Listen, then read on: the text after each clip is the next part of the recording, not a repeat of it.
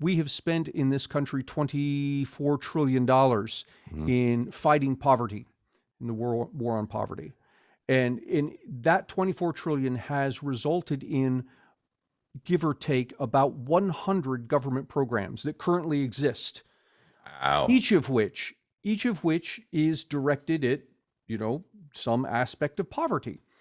And so we built this huge infrastructure. It's cost us $24 trillion over the course of, since 1967.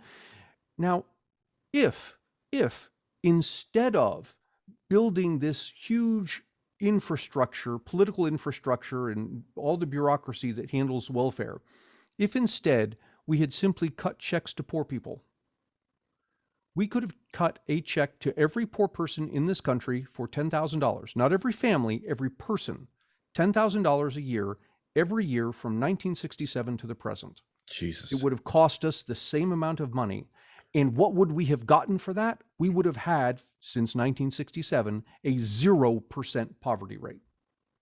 Instead, we have constant 13% poverty rate, because why? This $24 trillion is only on the side going to help the poor. Largely, it's going to supporting over 100 different federal programs and the bureaucracies and the politicians involved. Right. Yeah. No, that's funny you bring that up, because I was watching a podcast the other day, or a couple of weeks ago, and they talked about, which I had no idea of, the homeless situation, specifically in New York and California. And I think it was the mayor Blasio. I think it was his wife, like 90 or $900 million basically in their budget, because I think she went off and tried to like do homeless stuff or whatever and help the homeless, just is unaccounted for. Unaccounted for. Unaccounted I for. thought you were going to say that was the budget. No, that's the unaccounted part. Unaccounted for. I think it was close to over $1 billion. And it's like, it's a business. It seemed like when they were like, and these were all like actual news articles. It wasn't like some bullshit conspiracy theory. It was like, this was and then nothing happened to her. No investigation, nothing. And then they talked about in California, they had these houses for homeless people that they were building, these like kind of like tiny homes in this community. And it was 50, to your point of spending money on nonsense instead of just handing the money to the person. They were buying these or making these houses, these tiny houses that literally they like other contractors were chiming in. They were like, we could build that for like $1,000. Each one was like $75,000 to $10,000 a pop.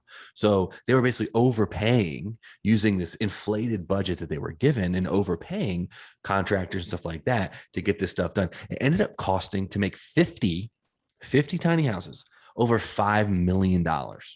Yep.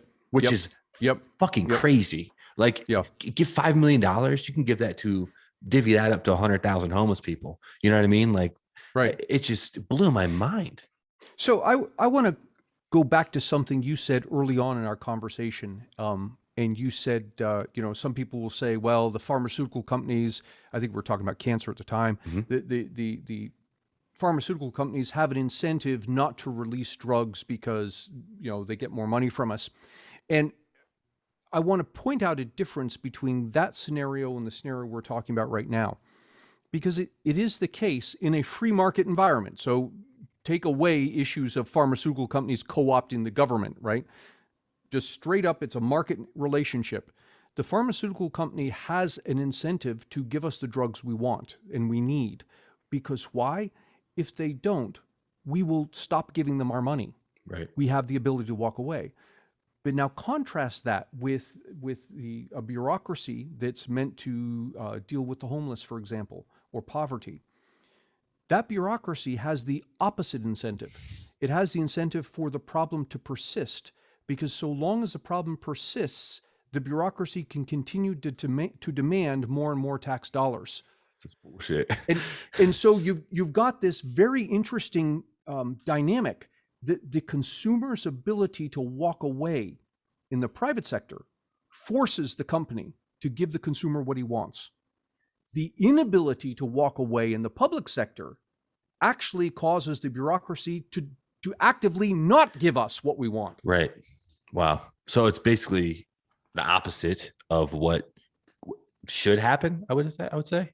It is, and it's all perfectly predictable. It's human beings following the incentives we put in front of them. The God, the dude. problem is the incentives become screwy when you prevent people from walking away.